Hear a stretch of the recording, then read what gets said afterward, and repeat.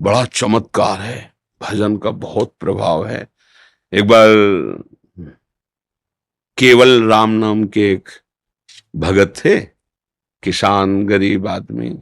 पहले हमने देखा है गांव में बहुत गरीबी होती थी, अब तो थोड़ा आर्थिक व्यवस्थाएं सुधरी हैं, क्योंकि पहले ट्यूबवेल आदि की व्यवस्थाएं नहीं थी। बहुत मुश्किल से सिंचाई होती थी और खाद आदि भी नहीं थे। गाय के गोबर आदि की खाद डाली जाती थी। 1 बीघा खेत में 6 मन या 8 मन गेहूं पैदा होता था।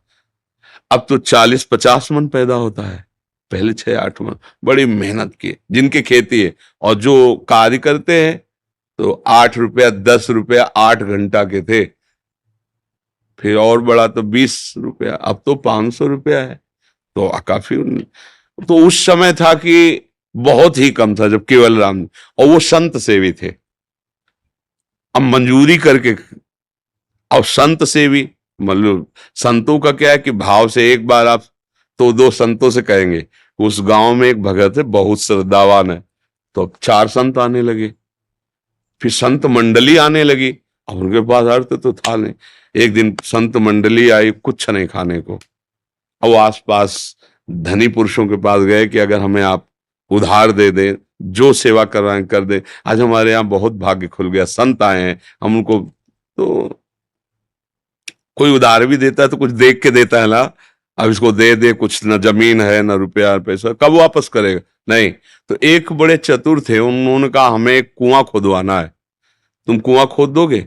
पक्का, हम और पत्नी दोनों मिलकर कुआं खोद देंगे, पर आप इतना दे दो कि हमारे संत पाले। उनका जय दिन संत रहेंगे, तय दिन हमारे यहाँ से ले जाओ भोजन। तो आटा दाल घी चा, बड़े प्रसन्न। 2-3 दिन संत रुके, खाए पे चले। अब वो दोनों पति पत्नी कुआं खोदने में लगे।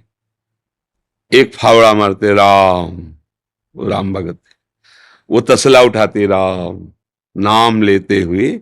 ऐसा 60 हाथ खोदने पर तब कहीं पानी निकलता था। तो अभी 40 हाथ ही खोदा होगा कि वो पत्नी तो ऊपर थी और बीच से रज भसक गई और कुआं तुप गया। तो 20-25 हाथ मिट्टी उनके ऊपर। अब सेठ ने कहा कि भाई हम क्या कर सकते हैं, और उस समय जेसीबी वाला जमाना तो था नहीं, पुराना समय। कहा भाई हम तो पैसे भोजन दिया था, तय किया था खुदवान, और मर गए कैसे? अब इतना खो कैसे भाई? कोई यंत्र हो तो जल्दी जल्दी। और फिर मनुष्य जीवन तो एक क्षण का है, श्वास पूरी नहीं तो मर जाओगे भाई। आधा मिनट, पौन मिनट, 1 मिनट, इसके बाद तो दम घुट जाएगा, प्राण तो मर गए। ऐसा सबको। अब पत्नी को समझा बुझा के कुछ दे ले खान पान के, कि भाई वो तो पधारी गए हैं, अब जब आपको जरूरत हो हमसे ले जाना, ये सहयोग कर सकते हैं। अब तो ऐसा तो नहीं कि कुआं खोदा जाए जिंदा मिले। पर वो राम राम जपने वाले एक एक फावड़े पे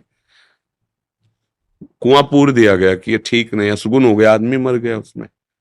एक दिन वहां से कोई राजा निकल रहे थे, मार्ग था, तो उनको सुनाई दिया राम राम। ऐसी मधुर अमृतमयी वाणी की वो अपने रथ से उतरे। उनका ये किस भगत के द्वारा आर्त भाव से भगवान को पुकारा है? बोले यहाँ तो कोई भगत नहीं। बोले नहीं, आवाज तो, आवाज के सारे वहां गए। बोले यहां से आवाज आ रही? तो लोगों ने कहा हाँ, 1 महीना पहले कुआं खोद रहे थे केवल राम जी, तो मिट्टी गिर गई तो मर गए। बोले नहीं, आवाज आ रही, सुनो। तो राम राम। अब वो तो राजा थे, तुरंत हुक्म किया।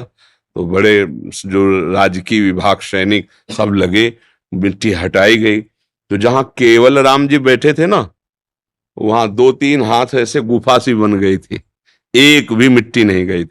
और जब वहां खोद के पहुंचे तो देखा सामने सुंदर भोग और शीतल जल। 1 महीना हो गए थे दबे हुए। बस ऐसे बैठने के कारण थोड़ा पीठ टेढ़ी हो गई थी। वो कहा पूरे स्वस्थ, भोजन पानी सब वही। कौन दे रहा है? जो अखिल ब्रह्मांडों को दे रहा है।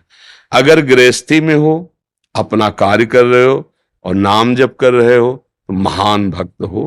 भाई ये बातें हमारी केवल कथा सुनने में तो अच्छी लगती, लेकिन समझ में नहीं आती। अगर हम अपनी नौकरी में, अपने व्यापार में, अपनी किसानी में अपने भगवान के स्मरण को सम्मिलित कर ले, तो हम महाभागवत हैं। बिल्कुल, इसमें बिल्कुल डरने की जरूरत नहीं कि